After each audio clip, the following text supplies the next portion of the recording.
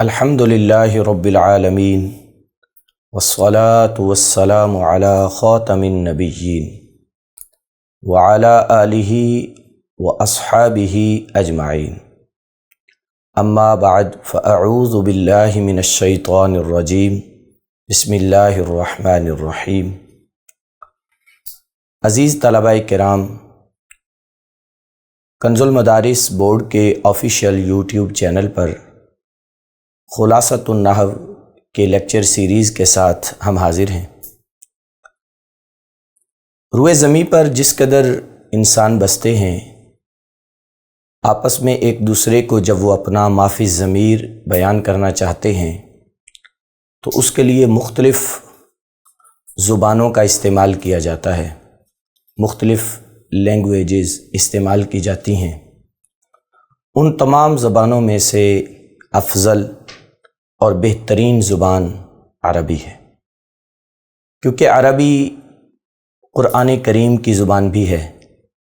عربی ہمارے پیارے نبی، آخری نبی جناب محمد صلی اللہ علیہ وآلہ وسلم کی زبان بھی ہے، اور اہل جنت کی زبان بھی عربی ہے۔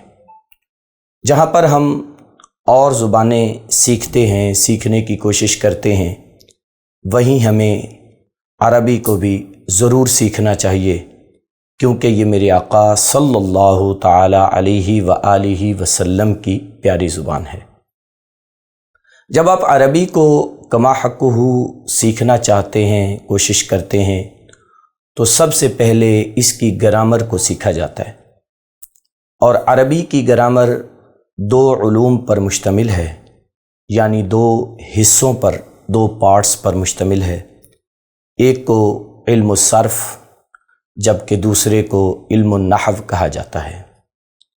علم الصرف کے اندر الفاظ مختلف کیسے بنائے جاتے ہیں اس بارے میں بتایا جاتا ہے، جبکہ علم نحو کے اندر الفاظ کے آخری اعراب کے بارے میں اور الفاظ کو آپس میں ملانے، جوڑنے کے متعلق بتایا جاتا ہے۔ علم نحو عربی زبان کے لیے ایک انتہائی ضروری اور اہم ترین علم ہے۔ اس کی اہمیت کا اندازہ آپ اس بات سے لگائیں کہ ایک عربی مقولہ ہے، النحو فی الکلام کالملح فی الطعام، یعنی نحو کی اہمیت گفتگو میں یوں ہی ہے جیسا کہ کھانے میں نمک کی اہمیت۔ آپ غور کریں کہ جس طرح نمک کے بغیر کھانا بے ذائقہ اور بد مزہ ہوتا ہے، ایسے ہی اگر علم نحو کے قواعد کا لحاظ نہ کیا جائے یا علم نحو سیکھا ہی نہ ہو اور بغیر اس کے آپ عربی گفتگو کریں، عربی بولیں، تو پھر آپ کے کلام کا بھی یہی حال ہوگا، یعنی اچھا، بہترین اور معیاری عربی کلام کرنے کے لیے ضروری ہے کہ آپ علم نحو کو سیکھیں۔ حضرت سیدنا عمر فاروق اعظم رضی اللہ تعالی عنہ ارشاد فرماتے ہیں، تعلموا النحو کما تعلمون السنن والفرائض، فرمایا نحو کو بھی یوں ہی سیکھو جیسا کہ تم فرائض اور سنتوں کو سیکھتے ہو۔ جس طرح دین میں فرائض اور سنتوں کی اہمیت ہے اور انہیں سیکھا جاتا ہے، یوں ہی عربی کے اندر علم نحو کی اہمیت ہے اور اسے سیکھنا چاہیے۔ پھر اس کو سیکھنے والا اسی انداز سے بہترین کلام کرنے اور عربی کو سمجھنے اور عربی لکھنے پر قادر ہو جاتا ہے، جیسا کہ حضرت سیدنا امام شافعی رحمہ اللہ تعالی بھی فرماتے ہیں کہ جس نے علم نحو میں مہارت حاصل کر لی، وہ اور علوم پر بھی مہارت حاصل کر لے گا۔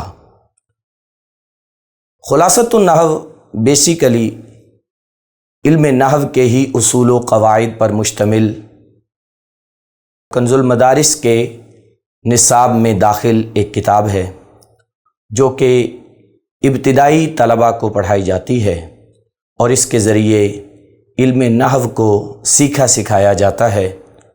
تو آج ہم کنز المدارس بورڈ کے آفیشیل یوٹیوب چینل پر آپ کے لیے خلاصۃ النحو کے اسباق کی سیریز لے کر آئے ہیں، لیکچرز کی سیریز لے کر آئے ہیں، اور اس کی ابتدا ہم کرتے ہیں چند اصطلاحات سے، چونکہ کتاب کے شروع میں کچھ ضروری اصطلاحات دی گئی ہیں اور آگے آنے والے قواعد یا آنے والے مسائل کو سیکھنے کے لیے ان اصطلاحات کا جاننا بہت ضروری ہے، لہٰذا ہم ان اصطلاحات کو آج سیکھتے ہیں۔ خلاصۃ النحو کی ابتدا میں اصطلاحات دی گئی ہیں، ان اصطلاحات کو ہم آج سیکھتے ہیں، سمجھتے ہیں۔ بیان کیا گیا ایک زبر، ایک زیر اور ایک پیش کو حرکت، اور تینوں کو حرکات ثلاثہ کہتے ہیں، اور جس حرف پر کوئی حرکت ہو اسے متحرک کہتے ہیں۔ ایک بات قابل توجہ ہے اور غور سے سنیے گا کہ حرف کے اوپر کچھ علامات آتی ہیں اس حرف کو پڑھنے کے لیے، جنہیں اردو میں کسی اور نام سے یاد کیا جاتا ہے جبکہ عربی میں کسی اور نام سے۔ دیکھیں، زبر، اردو میں ہم اسے زبر کہتے ہیں جبکہ عربی میں اس کا نام اور ہے، وہ ہم آگے جا کر پڑھیں گے کہ عربی میں اسے کیا کہا جاتا ہے۔ اسی طرح ایک زیر، یعنی حرف کے اوپر اگر نشان لگا ہو، ایک علامت ہو تو وہ زبر کہلائے گی، اور اگر حرف کے نیچے ہو تو وہ زیر کہلائے گی۔ پھر اسی طرح اگر حرف کے اوپر ہو اور وہ علامت پہلی علامت سے مختلف ہو، تھوڑی چینج ہو، تو اسے پیش کہا جائے گا، جیسا کہ یہ علامات ہم آپ کو بتاتے ہیں۔ اور تینوں کو حرکات ثلاثہ کہتے ہیں، یعنی زبر، زیر اور پیش کے مجموعے کو حرکات ثلاثہ کہا جاتا ہے، اور جس حرف پر کوئی حرکت ہو اسے متحرک کہتے ہیں۔ آپ اس کی مثال یوں لیں، جیسا کہ ضربا، ضاد، را اور با، اس میں ضاد کے اوپر زبر ہے، را کے اوپر بھی زبر ہے اور با کے اوپر بھی زبر ہے، تو ان تینوں حروف ضاد، را اور با پر جو زبر آئی ہے یہ کیا ہے؟ حرکت۔ اور اگر یہ حرکات مختلف ہوتی، مثلا کسی پر جو ہے نا وہ زبر ہوتی، کسی پر زیر ہوتی، کسی پر پیش ہوتی، تو ہم ان تینوں کو کہتے حرکات ثلاثہ۔ اور اسی طرح یہ جو ضاد ہے یہ بھی متحرک ہے، را بھی متحرک ہے اور با بھی متحرک ہے۔ دو زبر، دو زیر اور دو پیش کو تنوین، اور جس پر تنوین ہو اسے منون کہتے ہیں۔ دو زبر، دو زیر اور دو پیش کو کیا کہیں گے؟ تنوین۔ اگر یہ ایک ہو تو اب یہ حرکت ہے، اور جب یہ دو ہو جاتا ہے تو پھر اس کو تنوین سے تعبیر کرتے ہیں، تنوین اس کے لیے بولا جاتا ہے، اور جس حرف پر تنوین ہو اسے منون کہتے ہیں۔ ایک یا دو زبر کو فتحہ، ایک یا دو زیر کو کسرہ، ایک یا دو پیش کو ضمہ کہتے ہیں۔ ابھی تھوڑی دیر قبل میں نے کہا کہ اردو کے اندر جسے ہم زبر کہتے ہیں عربی میں اسی کا نام فتحہ ہے، پھر اردو کے اندر جسے ہم زیر کہتے ہیں عربی میں اسی کا نام کسرہ ہے، اردو کے اندر جسے ہم پیش کہتے ہیں عربی میں اسی کو ضمہ کہتے ہیں۔ یہ ایک ہو تب بھی، یہ دو ہوں تب بھی، یعنی تنوین کی صورت میں ہو یا حرکت کی صورت میں ہو۔ جس حرف پر فتحہ ہو اسے مفتوح، جس پر کسرہ ہو اسے مکسور، اور جس پر ضمہ ہو اسے مضموم کہتے ہیں۔ الف سے یا تک تمام حروف کو حروف تہجی اور حروف ہجا کہتے ہیں۔ یہ تو عام سی بات ہے، آپ سمجھ گئے ہوں گے۔ الف سے یا تک یعنی ہمارے گفتگو کے اندر عربی کے جو حروف استعمال ہوتے ہیں، جن کو ملا کر ہم کلمات بناتے ہیں، پھر ان کلمات سے آگے جو ہے وہ جملے بنتے ہیں، تو ان حروف کی ابتدا الف سے ہے جبکہ انتہا یا پر ہے، تو الف سے لے کر یا تک کے تمام حروف کو حروف تہجی اور حروف ہجا کہتے ہیں۔ اب ان کی بھی ایک تقسیم ہے، حروف تہجی کی ایک تقسیم ہے، ان میں سے بعض کے لیے اور نام اور بعض دوسروں کے لیے دوسرا نام ہے۔ سنیے گا، الف، واو اور یا کو حروف علت اور باقی حروف کو حروف صحیح کہتے ہیں۔ حروف تہجی میں سے یہ تین حرف ہیں، الف، واو اور یا، انہیں کہا جائے گا حروف علت، اور باقی حروف کو حروف صحیح۔ علت اصل میں بیماری کو کہتے ہیں، اور جب کوئی شخص بیمار ہوتا ہے تو اس کی زبان پر وائی جاری ہوتا ہے، وائی، تو یہ 3 حروف اس لفظ کا مجموعہ ہے، وائی کا مجموعہ یہ 3 حروف ہیں، واو، الف اور یا، اس وجہ سے ان کا نام حروف علت پڑ گیا۔ اور جو باقی حروف ہیں، یعنی ان کو اگر حروف تہجی میں سے علیحدہ کر لیا جائے تو باقی جو بچیں گے انہیں حروف صحیح کہتے ہیں۔ اس علامت کو سکون، یہ علامت آپ دیکھ رہے ہیں، یہ علامت یعنی یہ پیش کی طرح کی علامت ہوتی ہے، لیکن پیش نہیں ہوتا، یہ ضمہ نہیں ہوتا، اصل میں یہ جزم ہوتی ہے، جسے ہم اپنی زبان میں اردو میں جزم بھی بولتے ہیں، اس کو عربی میں سکون، اور جس حرف پر سکون ہو اسے ساکن کہتے ہیں۔ جس الف پر کوئی حرکت یا سکون آ جائے اسے حمزہ کہتے ہیں۔ یہ بڑی قابل توجہ بات ہے کہ جب الف پر کوئی حرکت ہوگی تو پھر وہ الف حمزہ کہلائے گا، وگرنہ وہ الف ہی ہے، یعنی جب تک اس پر کوئی حرکت نہیں وہ الف ہے، اور جب اس پر کوئی حرکت آئے یا سکون آئے تو پھر اس کو الف سے تعبیر نہیں کریں گے، پھر اسے الف نہیں کہا جائے گا بلکہ اسے حمزہ کہا جائے گا۔ پھر اب حمزہ کی بھی اقسام ہیں۔ جو حمزہ زائدہ وصل کی صورت میں گر جائے اسے حمزہ وصلیہ، اور جو نہ گرے اسے حمزہ قطعیہ کہتے ہیں، اور جو حمزہ زائد نہ ہو اسے حمزہ اصلیہ کہتے ہیں۔ اصل میں آپ حمزہ کی کریں 2 اقسام ابتدا میں، ایک ہوتا ہے حمزہ اصلیہ اور ایک ہوتا ہے حمزہ زائدہ۔ حمزہ اصلیہ وہ حمزہ ہوا کرتا ہے جو کہ نفس کلمہ میں ہو، یعنی اس لفظ کے اصلی حروف میں شامل ہو، جیسے امارا، امارا کے ٹوٹل 3 حروف ہیں اور اس کا پہلا حرف حمزہ ہے۔ اس کے برعکس اکرما، اکرما میں 4 حروف ہیں، حمزہ ہے، کاف ہے، را ہے، میم ہے، لیکن اس کے اندر آنے والا جو حمزہ ہے یہ حمزہ اصلیہ نہیں بلکہ یہ حمزہ زائدہ ہے۔ اچھا، اب جو حمزہ زائدہ ہوتا ہے اس کی پھر آگے 2 اقسام ہیں، ایک کو کہا جاتا ہے حمزہ وصلیہ اور ایک کو کہا جاتا ہے حمزہ قطعیہ۔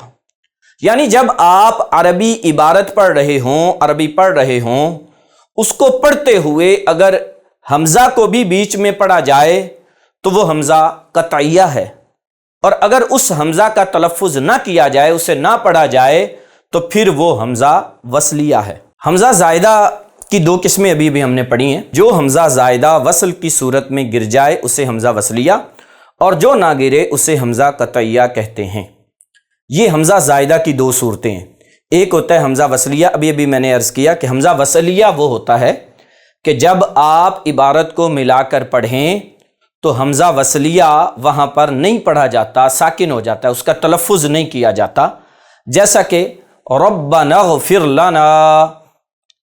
اب یہ ربنا اغفر لنا ہے، اس میں غین سے پہلے حمزہ ہے لیکن اس حمزہ کا تلفظ نہیں کیا جائے گا، ربنا اغفر لنا، یہ حمزہ وصلیہ ہے۔ جبکہ دوسری مثال ربنا اتمم لنا نورنا، ربنا اتمم لنا نورنا، یہاں ربنا کے بعد اتمم لنا میں حمزہ ہے، یہ حمزہ نہیں گرے گا، یہ حمزہ قطعیہ ہے، اور یہ دونوں حمزہ زائدہ ہیں، نفس کلمہ کا حصہ نہیں۔ تو حمزہ ابتداءً ہوا 2 طرح کا، ایک ہوتا ہے حمزہ زائدہ اور ایک ہوتا ہے حمزہ اصلیہ۔ پھر حمزہ زائدہ کی 2 قسمیں ہوتی ہیں، ایک حمزہ وصلیہ اور ایک حمزہ قطعیہ۔ حمزہ وصلیہ جو ملاتے ہوئے، کلمات کو ملاتے ہوئے گر جائے اسے حمزہ وصلیہ، اور جو کلمات کو ملاتے ہوئے نہ گرے اسے حمزہ قطعیہ کہتے ہیں۔ جی آگے دیکھیے، الف لام، یہ پڑھنے میں تو ال آتا ہے لیکن اصل اس کا جو نام ہے، پرونون، وہ الف لام ہے۔ الف لام کو حرف تعریف اور تنوین کو حرف تنکیر کہتے ہیں۔ تنوین بمعنی 2 زبر 2 زیر 2 پیش کسی بھی اسم کے آخر میں جب آتے ہیں تو اسے حرف تنکیر کہتے ہیں، یعنی گویا کہ وہ نکرہ ہوتا ہے، نکرہ کی وہ علامت ہوتا ہے، نکرہ بمعنی عام لفظ۔ اور الف لام اگر کسی پر آ جائے تو یہ حرف تعریف ہے، یعنی یہ اسے خاص بنا دیتا ہے۔ حرف تعریف بمعنی معرفہ بنانے والا، حرف خاص کر دینے والا۔ 14 حرف یہ ان کا مجموعہ لکھا ہوا ہے۔ حق کا خوف عجب غم ہے، یہ کون کون سے ہیں آپ سماعت کر لیجئے۔ ح، قاف، کاف، الف، خا، واو، فا، عین، جیم، با، غین، میم، ہا اور یا۔ یہ 14 حروف ہیں۔ ان کو حروف قمریہ اور حروف قمریہ کے علاوہ باقی حروف ہجا کو حروف شمسیہ کہتے ہیں۔ حروف تہجی ہی کی ایک تقسیم ہم نے پہلے پڑھی ہے، جس میں سے 3 حروف کو حروف علت اور باقی کو حروف صحیح کہتے ہیں۔ یہاں ایک اور تقسیم ہو رہی ہے حروف تہجی ہی کی، حروف ہجا کی۔ حروف تہجی میں سے ان 14 حروف کو حروف قمریہ اور ان کے علاوہ باقی حروف کو حروف شمسیہ کہتے ہیں۔ کیوں کہا جاتا ہے اور ان کی جو ہے نا وضاحت کیا ہے یہ آگے آ رہی ہے۔ جب ایسے لفظ پر الف لام داخل ہو جس کا پہلا حرف شمسی ہو تو ال کے لام کو حرف شمسی میں مدغم کر کے پڑھیں گے، یعنی لام کا تلفظ نہیں کریں گے، جیسے الشمس۔ یہاں پر دیکھیں آپ کہ شین جو ہے ان حروف میں سے نہیں ہے، حروف قمریہ میں سے نہیں ہے، تو پتہ چلا کہ یہ حروف شمسیہ میں سے ہے۔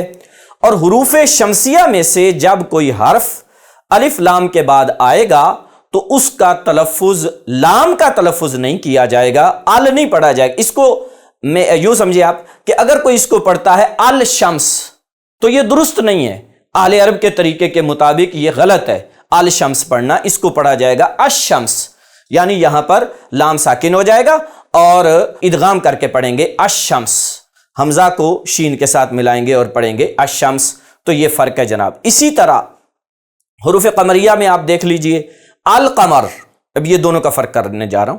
القمر یہ مثال ہے حروف قمریہ کی۔ حروف قمریہ کے شروع میں جب الف لام آئے گا تو لام پڑھا جائے گا القمر، جبکہ حروف شمسیہ کے شروع میں الف لام آ رہا ہے تو نہیں پڑھا جا رہا اور پڑھا جا رہا ہے الشمس۔